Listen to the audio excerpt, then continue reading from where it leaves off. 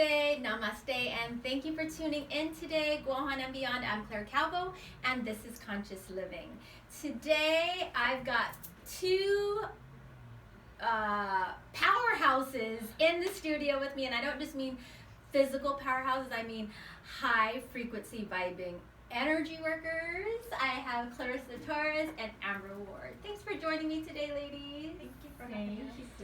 So we're going to talk about something that maybe like 10 plus years ago, most people would kind of like give like a side look like, but I feel like in the line of the work you do, energy work, Reiki, whether even acupuncture, chiropractic work, dealing with energy, working specifically with that intention, whether you're a massage therapist, Reiki, body talk. I'm sure. Well, when we go individually, you guys are going to give us the whole lowdown. But now it's become a lot more, I find that people are more open and accepting. It's become a lot more common, wouldn't you say? Definitely. Yeah, so for those who are not familiar, let's just break it down. Like when we speak of energy work, what to you does that mean? I mean, is that what you consider yourself? Yes, because energy work, for me, it plays into even the physical touch for massage therapy. So right. even if the person is just wanting like a regular massage, then at some point energy will come into play because our energies are interconnecting when we touch. So let me ask you this on that note. So for someone who just goes to like get reflexology or just going in for Swedish massage, so even in that type of a session, there is still that energetic exchange, correct? Yes, definitely. Like that's why for me it's so important that patients understand that it's always better to go to someone who knows what they're doing and who is actually there in the space to hold for them, that they get the whatever it is that they're needing, because there's some types of people who do massage where they're just there for the transaction and for the money ultimately. But if the person is working with you and your energy, then they're being mindful of what it is you're needing and then how they're feeling. Like a good energy worker or a good massage therapist makes sure that everything is left out the door. Yeah, exactly. Yeah. So basically conscious and and what they're doing and their intentions, like you said, as far as something more than just that dynamic or that exchange. So I mean, and it makes sense, and also for those who resonate, because not all energies necessarily resonate. Okay, thanks. And how about you, Amber? I would say it boils down to intention. Whether or not you consider yourself an energy worker or not, it's if you are leaving it at the door, like you said beforehand, and really focusing on that person. And there is energy exchange happening every moment of every day. So sitting in conversation, we could be energy workers, or right. I know, and I think that I feel the same way. Like teaching yoga, or whether it's yoga class or like a cardio kickbox or whatever. I mean, if you're having that dynamic of, everything is energy, right? So, but I guess I'm speaking specifically when you are conscientiously working with, because you guys work with tuning forks, right? You use sound bowls and all the whole gamut. So how about why don't we have you speak specifically on what the different what's in your toolbox? toolboxes. So for myself, a massage therapist first, but I did learn Reiki, and I'm also finishing up structural integration, and a lot of what I've learned, and I kind of integrate them together, and energy wise, like I can pull from what I've learned about the body and what muscles might be causing this, and then the psychology of it, of what possible emotions could be showing themselves to me, so is that kind of like you also get into like emotional freedom technique, the EFT? I don't do that specifically, but with my energy work, like I set the intentions to allow for them to recognize whatever it is that they're needing to within the moment, to release it, and to make sure that we're both safe within that space, most especially them, and making sure that I'm not overstepping boundaries, or I'm not giving too much energy where it might be too much for them. It has to be within their needs and what they're what they're specifically needing for this moment in time in this session. Yeah.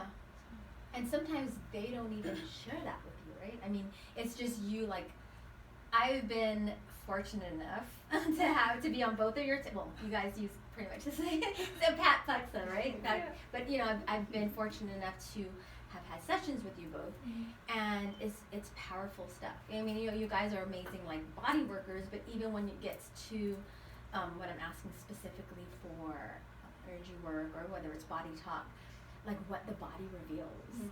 And that to me is fascinating, you know, to even be able to communicate on that level with the subtle body. Can you share with about so your work? body talk, I'll start with body talk. Yeah. Like Clarissa, I have a lot of different Explain a little bit. belts, Yeah. I'd like to introduce it because a lot of people are like, body talk, what's that even mean? But with body talk, it's a little bit of a different philosophy. So in terms of being an energy worker in this case, as a body talk practitioner, you're not actually doing any of the work. It's essentially like I'm going in there with the flashlight and I'm asking, are there any issues over here? Any issues over here? What's going on over here?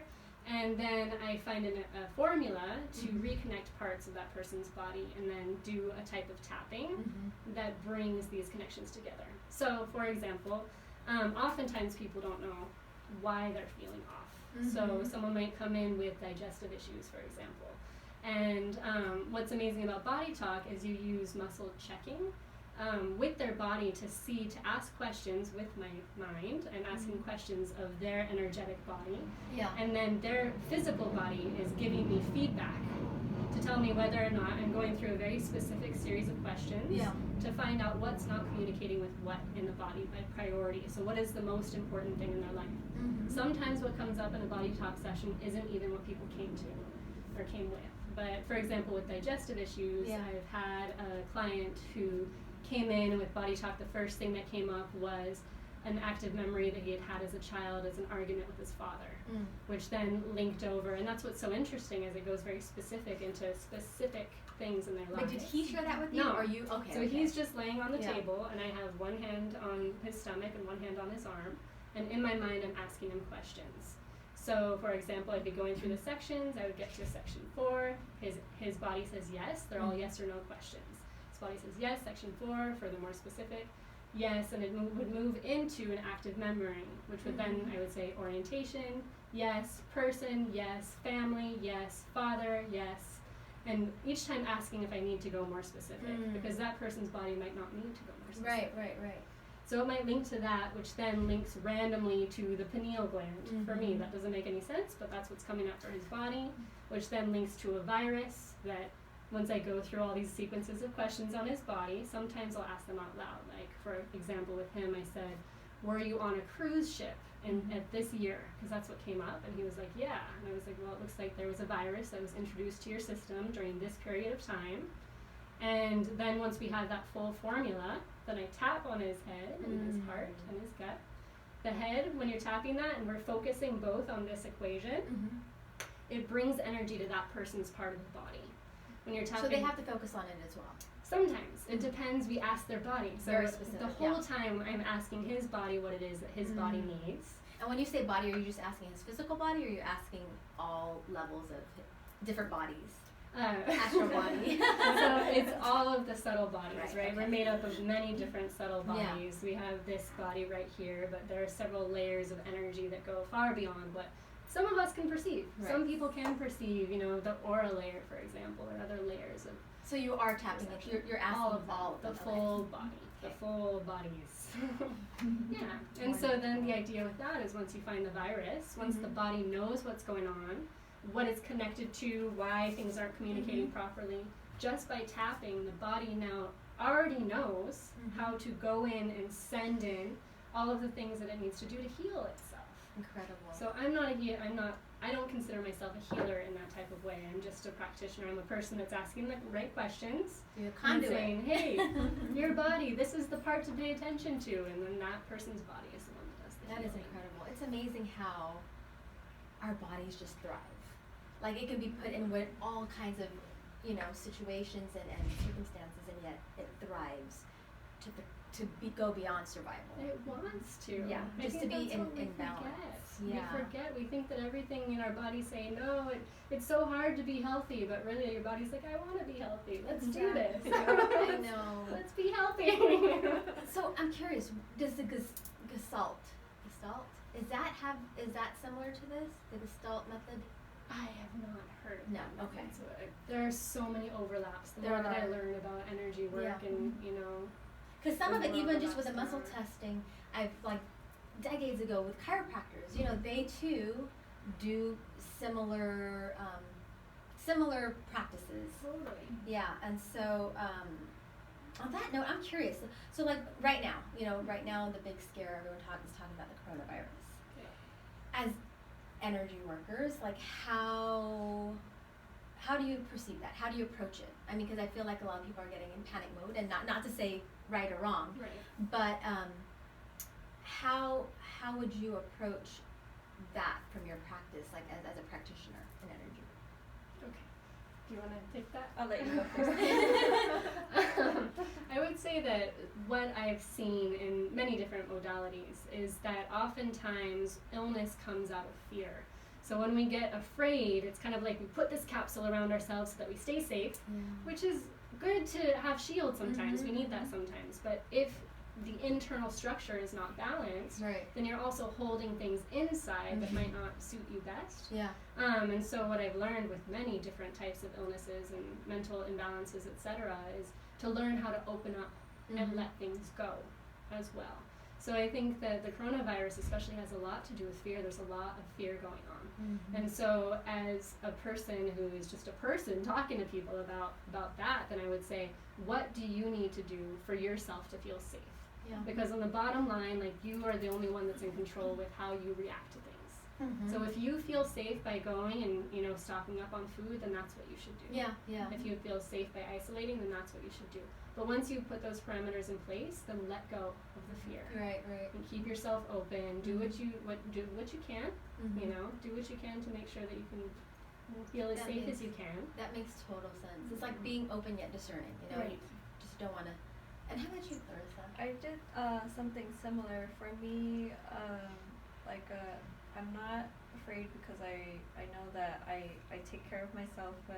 I set intentions for myself and my body to be at its best, and I do my best with intake and physical exercise and meditation and whatnot to keep myself at a base level, I guess you could say. Yeah. And so for me, as long as I'm taking care of myself in that way, that's one way that I'm making sure that I stay safe from it, and keep it from zooming in on me, because the more that I keep fear, then the more that it attracts, because what you keep thinking about will come to you. And then it's funny because actually earlier this morning I was planting some greens, so I was doing some garden work, so that way, if worst came to worst, then I have some food supply for my family. So that's one of the things I was doing today. So I planted some carrots, cilantro, some tomatoes. Nice. Yeah, it's always good to be prepared for anything. Prepare for the unexpected, or expected. I had a session with an acupuncturist. I was sharing with Amber earlier. And, because you're talking about taking care of ourselves, right? And it's like, I feel like I take care of myself. For the most part, I eat clean, I exercise, I do my meditation and whatnot, right? My morning rituals before KP wakes up. Yeah. And yet, emotions are interesting, though. Because, I feel like I'm really taking care of myself, and then digestive, this is our emotion center, right? And for as far back as I can remember, my issues have always been like in my digestion. And of course that's kind of like, right, second brain, this is where everything kind of stems from, all the other systems in the body. But I was at my acupuncture session, and I'm like laying there, and, I'm there because I'm like, well, I've been getting these pains in my occipital area, and I'm fatigued, I don't know what's going on. I'm like, maybe it's candida, I have been having more sugar lately, whatever. All of these, I'm already self-diagnosing myself, right, as I'm laying there telling him. And he's like, and he starts feeling on my stomach, and he's pressing it really hard. And I was like, ouch, that's kind of too deep. He's like, well, no, it's not. It shouldn't hurt, though. He says, this it's stuck, it's blocked. So I'm thinking, I'm like, well, I have been kind of backed up. Sorry, TMI, but I have been kind of backed up. Maybe that's it. And then he's like, no, how's your emotional state? And I was like, I wasn't expecting that. And just him asking me, I wasn't even thinking of anything, no memory, nothing. I just started crying. Like tears, I felt tears rolling down. I'm like, I thought I was fine until you asked me. And then of course he like stuck a needle somewhere on my leg or my foot. And then he's like, well, it's past hurt, right? And then he's getting digging deeper and deeper. And I don't know what he's referring to. I don't know if he had any specifics, but it's not even about the story. He just knows that there's energy stuck, you know, whether it's sorrow, fear, whatever it is. And he stuck another needle in and just like bawling. I'm like, wow, I had no idea that there was, you know, there's so many layers. Yes. So, like Amber, you're sharing earlier about how when someone comes in there and, you know, it's some sort of physical issue, would you say, both of you guys, would you say 9 times out of 10, because our physical, whatever happens to us, whatever symptoms we have, would you say it's usually the last indicator of something that starts maybe energetically, then emotionally, then would you say physical would be the last way it shows up? Or not necessarily? For me, I think that all things are based in pre-physical form. So this condensed form that we see is the most obvious and the last to show things. That's what I think, personally. Yeah. And that's what it shows up in a lot of my practices with people. Yeah. I feel like it definitely starts in like the energetic body, so it could be out here, and then like, you know, we're not recognizing it, we're not paying attention to it because life happens, you get busy with this or that, and rather than recognizing the deep and kind of silenced emotion that's just there and being like, pay attention to me. It's like it's just being ignored, and so it gets further and further, and then it gets into the, like, it's already manifesting. Issues in the tissues. Yeah, issues in the tissues, because we're not making the time to recognize it. We're not making the time to understand why the emotions are there, or what could possibly be starting it, and, you know, recognizing it, forgiving it, whatever needs to happen, and letting it go. Well, that's a huge one. The forgiveness work is huge. It's vital. Yeah. Vital. But you mentioned about, well, we were talking about the coronavirus earlier, because we know we're talking about suppressing things, and I'm wondering your thoughts on, there are stuff that, you know, maybe there are our own and suppressed or whatnot, but how, you know, we affect each other. You know, I mean, whether we're this far apart or across the world, and this whole thing with the coronavirus, it's like, this really brings to light how truly we are so interconnected. And not just because people are like, whoa, China, then all the way in Washington, and then all the way, you know, Italy. It's like, well, it's not even, I don't feel like it's just about being interconnected physically, but we are energetically all interconnected. So it's, I mean, we could go on and on that topic, but going back to forgiveness, what kind of role does that play with your work? Like, do you know, there's also, explain a little, what's forgiveness work? There's specific, right? Isn't there a specific energetic work called forgiveness work? Again, that's out of my okay. Maybe it's more like, okay, because I feel like I've tried so many different, you know, as not as a practitioner, but as a being worked on, right, as a patient, and I just forgiveness work came into, like, I saw a Reiki healer who was also a channeler, and I want to talk to Amber about that in a little bit. But a lot of it, so much of it had to do with not just forgiveness between yourself and someone else, but so much was just forgiveness of self. And for a long time, I'm like, well, man, I don't feel like upset at myself, or, you know, I didn't feel any self-directed anger, but that was me at that time. Apparently, back in my younger years, you know, when I think back to my self-destructive behavior, there was a lot of self-loathing. So how does that play a role in your work? Like, you know, someone right now is like, oh no, but I'm fit, I do this, I do that. But let's say 10 or 20 years ago, how does that stay in the body? I think one of the things that I'm really interested is in vibrational healing, so I do a lot of vibrational work, and so I think that to break that down on more of that level, like when you're younger, everything's in layers. So if you have the very hard layer, unforgiving, like strong barriers, strong walls, things are hitting up against anger, whatever you want to call it, these things that are here. You move on to further parts of your life. You learn to be more porous, more forgiving, more accepting, letting things come and go. But this is still here. And that's what's so powerful about energy work, whether that's working through the fascia. There's a lot of research coming out now about... Explain a little about fascia. So fascia is actually recently considered and recently said as the largest organ in the body. And since Clarissa is going to school for structural integration, I would love to pass that on to her. Fascia, it's essentially... it's like a bag that surrounds every single muscle and even the organs. And so when the muscles are tight, then the fascia bag gets tight, and it's like a interconnected web. So it connects like your neck all the way down to your feet. So like if you twisted your ankle and you left it alone, then it'll work its way up eventually to the neck. So it's just one giant web of this is all the parts all together. So if it's tight, then it'll be tight also. But just recently, you said it's just recently recognized as... Just recently it's been recognized, but a lot of body workers in the Rolfing structural integration, they've known about it, but it's only coming to light in science now. Recognized as the largest organ. Because it used to be the skin. But fascia is layer upon layer upon so many layers and over every single organ. It's literally like a little web in between the muscles, and like if it's tight, then everything else is tight. Right. And that makes sense.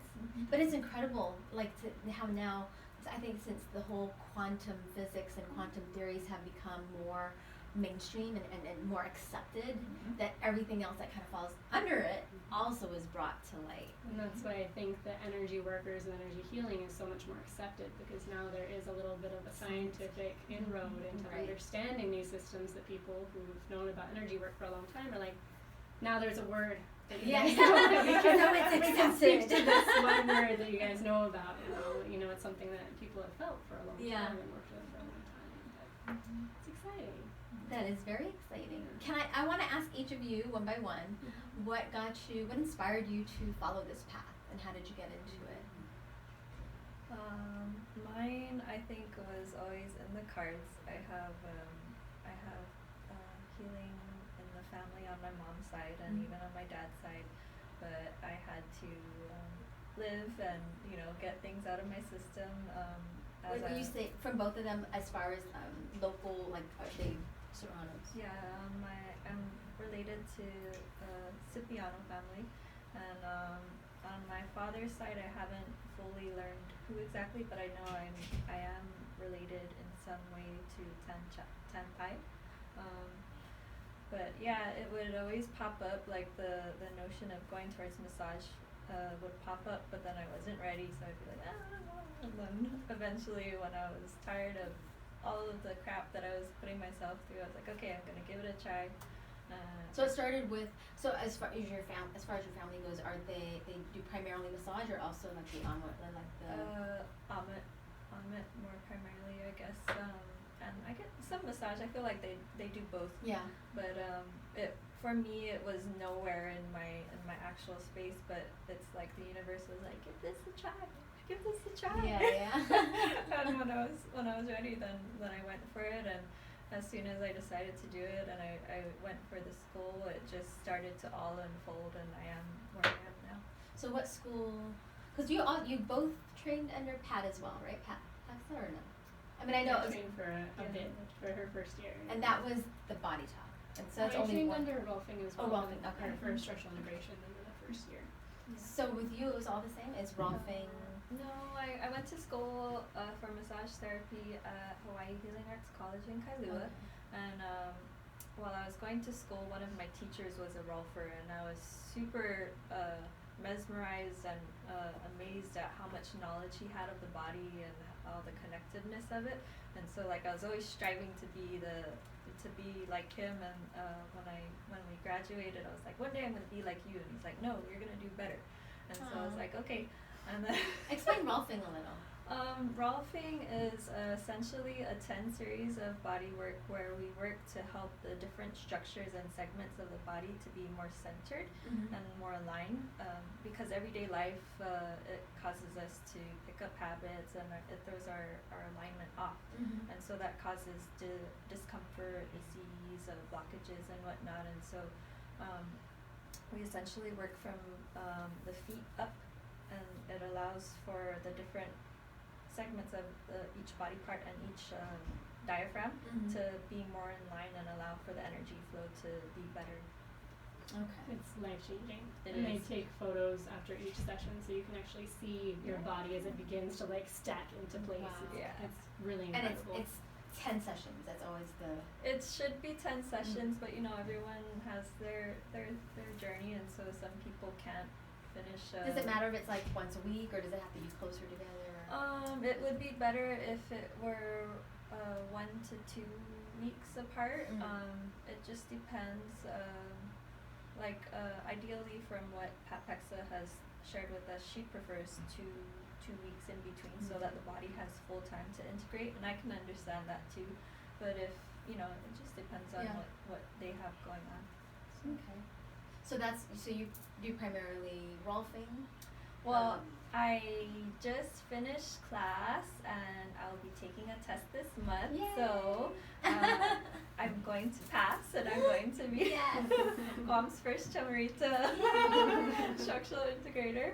Because aside from you, who else does that right now? Just Pat. Wow. Awesome. Congratulations. Thank you. We'll speak of it as if it already is. Yes. I do mainly structural massage therapy right now, but once I pass the test and get my licensing stuff, then I'm going to step into that.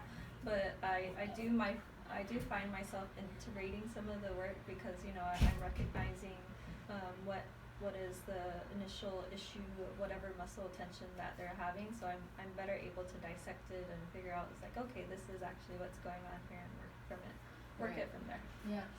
I'm gonna throw in a little bit of your Reiki too. So you do. I know you throw some of that in there. I do. It's not intentional. Well, everything's intentional, but like the Reiki work that I do when my hands are on, it's like it's helped me pick up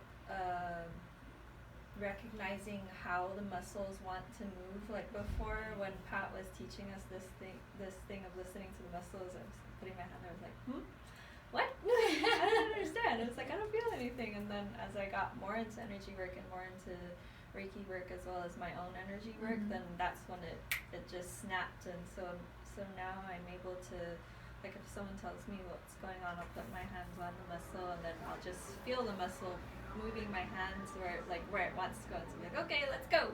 Wow. So obviously you have to like really tune in, right? Yes, I do. But again, this type of energy work is not for everyone. Some people are ready for it and some people want it, but then there are some people who it's too much for them, and so I have to be able to recognize when someone is willing and open, right. and then when someone is not. And of course at different times in your life, because I remember maybe like in my 20s, I remember someone trying to do I love her to pieces. Her name is Rosa, and this is when I was living out in California. She used to massage my sister and people in my family, and she used to be really strong, and then when she started, doing more Reiki, I actually remember all of a sudden, I'm like, I don't feel your hands on me. And I'm like, and she would explain, she's like, oh no, and of course, where I was at that time, I'm like, oh no, it's okay, can you just press hard? Yeah. Can you just go really deep on this one spot? So yeah, it makes sense that, different points in our lives we're ready for it or not. And how about you, Amber? So my healing journey is actually relatively recent in stepping into becoming an energy worker myself. I would never have guessed that. I feel like you popped out of your mom, like, doing it. I've been very spiritual in a way, so I did come out of my mom like that. Yeah. My grandma was a very intuitive person. She was a tea leaf reader. Wow. Back in the day, but she was very intuitive and told my mom, if you feel a catch in your back, pay attention. And my mom was in the shower, 9 months pregnant with me, and was about to get in, and she felt a catch, and was like, what's that? And so she stepped out of the shower. She didn't know either. She had no idea what it was going to be. Like, she's like, I don't know, but I know she's intuitive. So So when she felt that, she was like, that's definitely a catch. And as soon as she got out of the shower, her water broke, and I was birthed 30 minutes later. Wow. So my mom was a midwife, so she knew that hot water, like being in the shower, she wouldn't have known that her water had broken. And also it can expedite the actual delivery time. Yeah, so it's really lucky that my grandma had that. That's that incredible. insight. So I came out with a moon-shaped face because it was so fast. That I wasn't sure, you know? But since as long as I can remember, I've been meditating. I felt very like connected to everything, you know. And I was a very sick child, and I've actually been pretty sick most of my life. And so I've always been very interested in healing because modern medicine obviously didn't know. Like every time I went to the doctor, I just ended up feeling kind of violated, and like also nothing helpful came of it for me. Like and mostly because people didn't know what was going on with me. So it was just, you know, that's how it was. Was your stuff primarily digestive issues? A lot of digestive issues, yeah. I almost died of thrush when I was 12. Wow. Just like yeast completely taking over the body. But I moved into, I wanted to learn about healing, like I'd start learning about plants and I'd start studying about this, but nothing ever really fit, and it just seemed overwhelming. And even though I was in a lot of circles, I actually had met Pat, and she was bringing in a body talker. And so I learned about body talk, and there's something called Cortices. So if you guys are curious about body talk, go to Cortices, look up Cortices, Cortices on YouTube, and it'll teach you this tapping technique. And every time you've said that, or Leah says that, I'm like, are you talking about cordyceps? Which are great too. I'm amazing. Cordyceps blow my mind. But not that. But they said that migraines could be helped by this technique, and I have never been able to figure out how to get over migraines. So I tried this technique when I was getting an oncoming migraine, and it stopped it. And I was like, holy smokes. Can you demonstrate if that it? just worked. Yeah, sure. So what you do is you take your hand, you make sure that all your fingers are together, and you put it at the base of the head, where the neck meets the head, and then you take your other hand, and you kind of cup it so that your fingers and the palm of your hand are hitting both sides of the brain, and you tap. You take 2 deep breaths, in and out, and again, and out. And then you kind of inch your fingers up, so you put your thumb where your pinky was, and you repeat this process.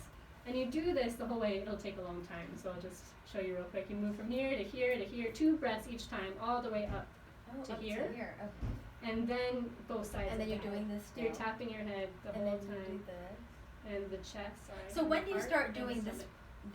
2 deep breaths here, 2 deep breaths here, 2 deep breaths here. Move the hand, 2 deep breaths here, 2 deep breaths here, 2 deep breaths. So moving each time. All so the way up. All the way up. And then on both sides of the head. So you're kind of pointing your fingers towards the back of your head.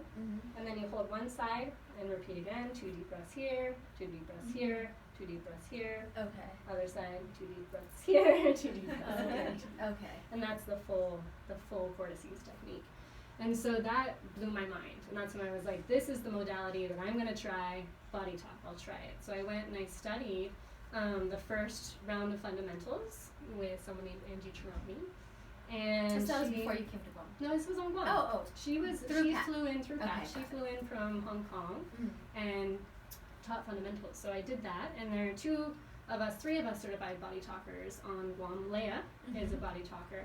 Pat is a body talker, though she mostly focuses at this point on structural integration, and then myself. And so Leah and I went on and went to the Philippines, did another round of trainings, and then we both got certified as practitioners. Nice. So that was the beginning of that. I fell in love with it. Then I had Rolfing, and I was like, oh my gosh, that was mind-blowing. And talk about releases. Like I could feel like the fascia move, and then like my foot started, what is going on? And so in my body I got to see it coming together. So I started studying under Pat. So I was under her for a year, and then I went to Mongolia. And when I was in Mongolia, that's where I met with a group of Mongolian shamans. And that shifted my path in a lot of ways. And so even though I really wanted to continue on with Pat and structural integration, I really am focusing more on kind of the information that came to light in Mongolia. Okay. Yeah. So that's a perfect segue to get into what you're doing in Mongolia, and because you're still helping people in a different way. Yes. you and the OAs. Can you just share? I mean, and this is, I know this is for some people gets a little like, ooh, I don't know about this, but I feel like for so many years, I mean, Abraham Hicks, I've been listening to her CDs and cassettes since like the 90s, and back then, it was kind of like, ooh, that's kind of weird, but now everyone talks about Abraham Hicks, and like we were talking even before Abraham, Seth, and Pleiadians and whatnot. So, I mean, I think we're really at a point now where there's so much happening on both ends, the balance of like the darkness and the light, that because we're seeing a lot more of one, it's more accepted and more of a calling to come out and speak on the light side as well. So, and the integration so that we can transcend this concept of duality. And I think that's, how can we heal from all of the traumas so that we can overcome a place where we are traumatizing each other continuously. And I think that's what we're hopefully moving into. That's what many people are working towards. And so that is why when I've asked the OAs why they're here, it's okay, because... start from the beginning. Who are the OAs, Amber? Okay, so and I have to like just be completely honest about this. This is really uncomfortable for me to talk about. Like I'm still learning how to be, to talk about it, because I feel like it's something that can be easily misunderstood or feared, and it's not something to fear. And if anybody has any questions, you can always ask me. I'm an open book about it. And you already asked them as well, and I asked, and they said, that it's okay. First of all, it's not charged for. So in the traditional ways of shamanism, it's not something that money is taken for, because that can pollute the work. And so traditionally that's how it's been, and so that's what I continue to feel like that's important to say, because there's a big shamanism movement that's a little bit not in that way. Right. So to start at the beginning, I was land sailing in Mongolia with my boyfriend. We built a vessel that we sailed over the land of Mongolia by the wind, and it was really fun. I was not going there to seek out shamanism. I was there to join him on this adventure. But I ended up injuring myself and coming back to the city just in time for something called a rains retreat that there was a group of Mongolian shamans doing to help bring in the rains. And my mom was quite ill at that time, and I was really concerned about her and was hoping that maybe they knew of something that could help with her. And so I decided I would go, and I went, and after 3 days of hanging out with this group of Mongolian shamans, shamanism is different all over. There are many different definitions. So in this definition, what I'm talking about in the Mongolian way is that you have people in your bloodline that have marked you in your birth to be able to come into your body and speak through you. And so this is the way that the shamans work there. And so the shaman that I met with was a 16th century healer. And so I was asking him about healing. I told him I was on this healing path, and and I wanted to be like a healer, and wanted to make sure I was on the right track with body talk. And he put me through a series of tests, which were really intimidating, because he's this big Mongolian guy with his tassels in his face. What kind of tests? Can you share? Yeah, he had me sitting in front of him, so you're kind of like bowed down in front of him, and he said, "Okay, I'm holding pain in my body. Where is it?" And I was just like, "Oh my gosh, I have no idea what to do right now. Like, I don't know, So I'm like, well, I'll try the body talk technique. I mean, to try and seek out. So I found out a series, and I was like, well, it's this and this and this. And he was like, actually, you're right. Like, that is, I had mentioned the pineal gland, and he was like, that is where I'm coming through. So his body is reacting to that. But you're using a systems type of healing technique, and I'm asking about actual pain. Like, I'm holding actual pain in the body. So where is the pain? And I'm just like, okay, I don't know what to do now. Like I said, I'm still kind of new to the whole healing world, And so I did a body scan. I'd noticed that I've known for a long time, but I finally claimed that I am a physical empath. So if people are hurting, I tend to start hurting in a similar place. And so I just started doing a body scan of his body and my body, like over his head, down the body. And then I started getting a really intense pain under the ribs. And so I reached out and I put my hands on him there, and he was like, yep, that's it. Okay, yeah, you are a healer. And then he read my thoughts and told me a little bit more about my ancestry. Still, that wasn't the time. So then the next day after that, I'm asking him more. And he was like, actually, like asking him about my mom was what I was asking him about, if there was anything I could do or that he could do. And he told me that it was essentially the idea of like a family curse, more or less, like something that family did a long time ago, and it was still coded into the bloodline. And so she was having symptoms for that, and she would need to move through a type of ceremony in order to release those symptoms and to heal the family line, more or less. And then he segued into telling me that I have like karmic, like generational karma, right? Yeah, we could call it that. I mean, so much is stored in our DNA, you know, so much. So, and the energy of it in general, right? So that was fascinating, and then he segued into telling me that I actually had a mark, and he told me, because then I told him that I'd been having all these dreams for a long time of like dances similar to his movement and like all these things, and it was all, I felt very much like I was there for a reason, and everything was very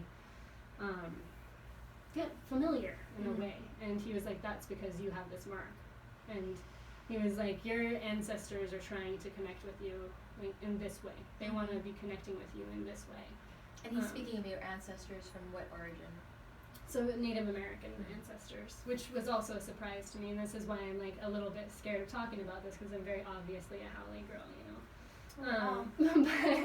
But no, and there's a lot of pain that's coming up in that region now, and it's important. And anyways, though, so I didn't know that. My father's adopted on one side, and my grandmother on the other side is also kind of like a mystery baby. She was left on the doorstep of a fur trapper. Wow. So I don't really have any connection to any type of Native American healing. So he told me that my ancestors, and these go far back, were trying to connect with me and be channeled through me, and that there was a long line of them. And so if I was willing to take a path of duty, and he was like, and this is not something that I would recommend anyone to do because it's very difficult, but it's also not really a choice. Because when you're born into this, like you know to some degree that that's what the path that you've chosen to take. Right. But it's a path of duty. It's a path of focusing on the other and letting go more of the life dreams that you might have.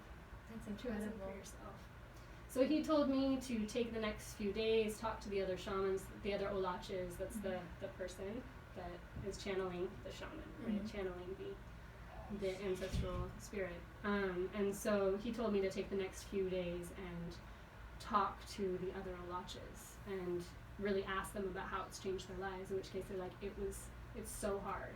Like, you're gonna feel isolated and nobody's gonna know what you're talking about, but when you're doing it, you know that it's because that's what needs to happen.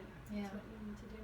So I decided to get initiated. So he told me if I chose that path, I would have to go back and prepare a whole bunch of things, clothing, offerings, all sorts of different things, and then come back to Mongolia. So I left, prepared everything for a month, and then returned to Mongolia, and then did a month-long trip with this group of shamans. Did your mom ever go with you? She did go with me the third time, so I've been back 3 times now. But she actually went through her own healing process. That's excellent. With our ancestors. So. Wow. Yeah. And was that through you or through one of the other shamans that worked? That was through me. Wow. Yeah, but it was her. Yeah, It was really her work, like, and that's what I think is so amazing. And so there are a lot of things that they can offer, but one thing that always comes back with yoga is that it's about you. It's about what you can do. It's about what your mind is open to. You know, everybody's on a unique path, and every path is needed and necessary. And this path to healing is one that's not just your healing, but the healing of the world. Absolutely. Oh my gosh, that totally resonates. Especially because now, just recently, you know, now with wellness everywhere, right here on Woman, and I've gotten some, meaning well, but people messaging me or screen shooting like, oh, this, like lives here on Guam now, and she's doing, retreats and yoga stuff, and everything is growing, and I think there is this, oh, Claire, like the whole competition mentality. I'm like, you know what? There is enough for everyone, and everyone has their own special, unique, beautiful spark, and we need each other. Light brings upon light, and so I'm like, if anything, I'm grateful and so happy that more is being focused on when it comes to holistic health and wellness and all of this. It's all, I think it's light bearing work. Completely. Yeah. Because the more people that are doing it, the more mainstream it becomes. The more mainstream it becomes, the more people are willing to heal themselves, the more that the world heals. The world heals, That's yeah. what we want. It's not competition based. It is Light bearers community unite! based. Yeah. And so then now, where are, because I know you sit in a lot of these gatherings. Can you share a little bit more? So now that you're back Yeah, home, I'm going to call it home, you've continued, so now you're working with the OWAs, and just share a little bit of what you're doing now. Yeah, so we've asked what their intention is, and it's essentially what we're talking about, right, is they're here to help people have the tools that they need to access some deeper parts of themselves for their own healing process, more or less. So there are 3 different ancestors that I channel, and they're all very different. But we have a weekly gathering, so it's just a weekly get-together. Once again, it's not a charged thing. You know, if people want to be a part of an energy exchange, you can bring food or nourishment of some sort, or, you know, something like this, but there's not, you know, you pay this much, blah, blah, blah. People come and we sit together in a circle and come up with either a group intention, depending on the size of the circle, or individual things. And then the OAs will come through and speak to that. So speak either to what's going on like a larger scale, or speak more directly to kind of the patterns that are happening in people's lives. Yeah. Because they believe whoever comes means that they're all connected, they're a part of some type of net, and can benefit off of what one another's experiences are and the wisdom that's coming out of that. So I remember the first gathering that I went to, I was, I loved it. You know, I've always been fascinated with everything, you know, dealing with the unknown, the known unknown. But I was surprised that hearing you speak, and then it was explained, but like they're speaking to you in their language, and then you were speaking in English. And the only reason why it was surprising was because the only other kind of a gathering I've ever been to like that was years ago, like when I was, you know, in my 20s. My boyfriend at the time, his uncle was a santero, you know, part of the Santeria tradition. And when I've gone to a gathering where he would, and of course, you know, I'm sure people are like, ooh, voodoo, Santeria, but that's the whole, you know, that's the thing about what Hollywood or like mainstream news, whatever does. It takes these beautiful nature, and I wouldn't even say religion, it's these spiritual practices. But he would actually, like how you know, he would channel the spirits, and they would speak their language. So he was Puerto Rican, but then he would speak whatever the indigenous African language was. And then everyone sitting there could understand, but when he came out of it, he was somehow able to then translate it or share in English. But it was incredible to me that, you know, you speak with the accent, but we can understand you for the most part, because although your voice changes, everything changes, your characteristics, but you are speaking in English. So how does that work?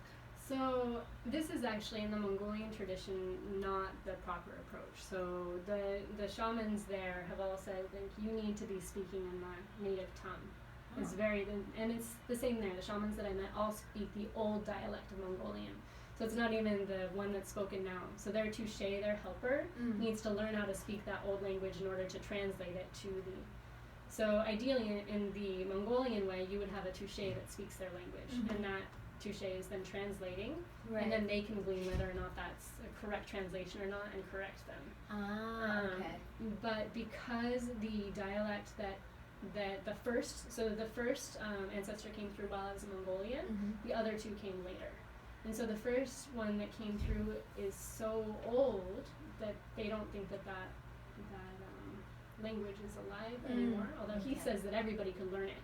He was like, everybody is already speaking a vibrational language, so if you could just open up to that reality, then everybody could understand what I'm talking about. But none of us are there yet. So when they come through, they're using my brain. So I'm not my brain is maybe doing the translating, but I'm not consciously being like, oh, this means this means this means this. But whatever is coming through is coming out in English because they're firing parts of my brain. Wow. But it's not the recommended way.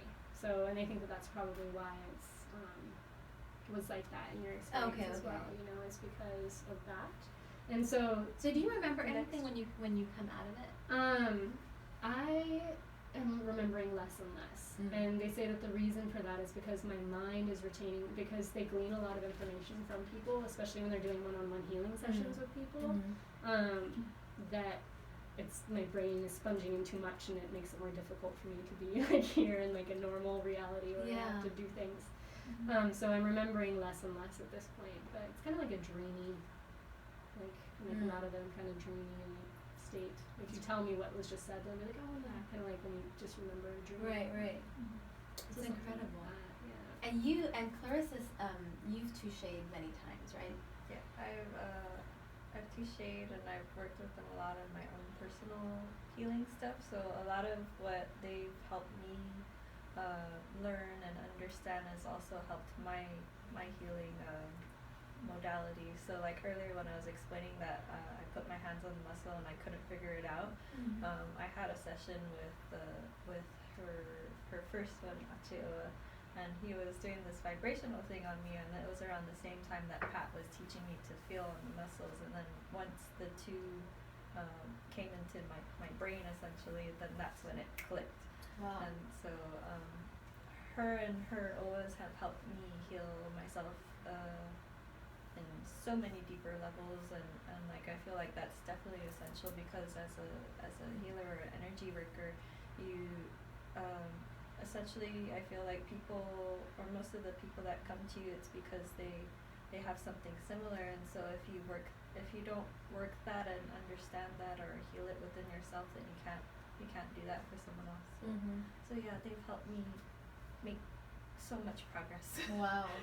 And I'm curious, speaking of ancestors, do you communicate directly like with your Chamorro local ancestors? I know that I have two. I can't see, but in a recent craniosacral session that I had, like I always light a candle in the morning, and I'll pray, and I'll connect to ancestors, universe, divine. And so actually that morning I was like, whichever way that you want to connect with me and make yourself known, let that be. And after, when it was coming towards the end of my craniosacral session, I could see this bluish purple color, and then there was this tickle in my right ear, and then there was this tone that I heard in my left. And so like I had a feeling, because the past couple of days I would get this tickle in my ear, and it'd be like to direct me somewhere else. And so it's like, we're here. So I can't see, I can't hear, like but it's those little ways that I feel that they connect with me, and I try and talk to them, or like I'll talk out loud to them, so I connect with them in that way. But Nice. I'm curious how, because you guys see, a lot of people come to you, and obviously they're coming to you because they're needing some sort of their own, whether it's just overall maintenance, but for the most part, usually people are in some sort of like physical pain or mental, emotional pain. How do you feel the need to have to cleanse or kind of like shield yourself, or I don't know, like when we're working so much with other people in such close contact energy work? For me, I'm not. I don't want to say I shield, but I have an intention where I won't overstep their boundary, and I've had to learn that because this one patient that I have, my partner, and so like our boundaries, it interplays, and so I have to set that line, because if I'm not careful, then I'll overstep, and then he feels funky, or I get hot. And so like if I work with someone, and if their energy is very sticky, and I feel it hot on me, then I'll step away and I'll shake off, or if I'm not able to, then I'll sage, and it's just to help let it release. Right. Okay, how about you, Amber? With body talk, because it's not I don't really feel like I absorb much from that at all. With sound, I do a lot of sound baths and sound healing type of work, and that in itself, the sound itself is so pure that I think that it helps to release things. In terms of the healing work that one of my Achioa does, he does a specific type of sucking, where he will suck discordant energy out of people's bodies and then cough it up. And that one is very taxing on my body, and I haven't quite figured out like how to move through that yet. So I'm wanting to learn how to do that because I'm literally internalizing and letting go of these things. What he says is that if I'm clear, nothing will stick. He was like, the only thing that sticks no inside pressure. of you, Just stay clear, Amber. you know? He's like, the only time that you can pick up somebody else's stuff is if you already are resonating with that trauma or that on some level. It might not be your own experience. It might be ancestral. Yeah. You know, it can be many different things, but you can't take on other people's things unless you're a vibrational match for it. And if you're a vibrational match for it, it means that you have internalized something that's not your own, and you need to let it go. And so I think that's one of the beauties that I've kind of learned about this, and I know that like being an empath is a really buzzword in a lot of people's vocabularies right now. And what I find really beautiful about this approach is instead of being like, I'm gonna cut out all the toxic people, that you can be like, okay, I am affected by this because there's something internally here that I need to clear, and because I've taken on this, then it's more obvious for me to see where it is and how to let it go. You know, so how to take ownership of that in order to let it go. That's the accountable approach. Yes, that one. That also comes up too, and like when I do Reiki work, like sometimes these things will pop up within myself, and then that's when I'm able to recognize, okay, this is where we're kind of similar, like we have a similar frequency here, and so in order for me not to get stuck on it or anything like that, it's like, okay, I note that, and let's keep moving forward. That and deal with it on my own later, and anytime let's focus on you. Yeah. Wow. Thank you so much, ladies. Can you just share how people get a hold of you if they want to, come in for a session? How can they? You can contact me at 483-2287. You can call or text. If I'm in a session, then I might not answer the phone, so usually text is best, just so that way I can come back to you later. And you're in Agano Heights? Yes, I am. You guys are both. Yes, we're in the same space. Okay, but no website, Instagram. Can they get a hold of you that way? They could find me on Instagram, massage therapy _Clarissa Torres. I believe. Yeah, it is. Yeah, they can contact me there if they want to first, and then but eventually I'll just connect through the cell phone. So Okay. And then for me, you can reach me on WhatsApp. I'll give my WhatsApp number. That's 671-998-0560. For Body Talk sessions, you can book me there. Also, if you're interested in a gathering or coming to one of those are opening. Most of what we're doing right now is every other Saturday. We're going to be meeting at a consistent place. So should I just say that now? Yeah. Okay. We'll be meeting at the Monkey Pod Tree up on Nimitz Hill across from the fire station. And once again, that's not something that you need to pay for. And then you can they also do one-on-one sessions with people once a week. Those fill up pretty quickly because it's only 3 sessions. They're 3 one-hour sessions on Tuesdays. And that's at your shop? That is also, we're currently doing it outside at that same spot for now. We've moved outside for that as well. They really prefer to be in the elements. Okay. They really prefer to be outside and in the elements and in nature, which makes sense. Yeah. So a monkey pod tree across the Nimitz Hill fire station. Yeah. Okay. I'm gonna have to drive up there. Figure out what that is. And once again, it's not dogmatic. It's not in any religious. Take what works for you, let go of what doesn't. It's not a pressure thing. And you can also find me on social media, but I kind of go back and forth on whether or not I'm going to maintain that. But for now, you can reach me on social media at A Word Among Many. Thank you so much, ladies. Powerful, powerful stuff. Try to get in for sessions. Try to get into the gatherings. And so you said now it's every other Saturday. It's still every week, but the Fridays are different. Oh, okay. The Fridays are at different Saturday locations. or Friday. Yeah. Got it. Okay. So you'll have to message to find out the Friday locations. All right. Yeah. Thank you so much. thank you for having us. And thank you. You could catch this show and all others on Spotify, Pandora, SoundCloud, iTunes, and YouTube. Peace out. Thank you. Thank you, ladies. Thank you. Yeah, we're in a lot of things.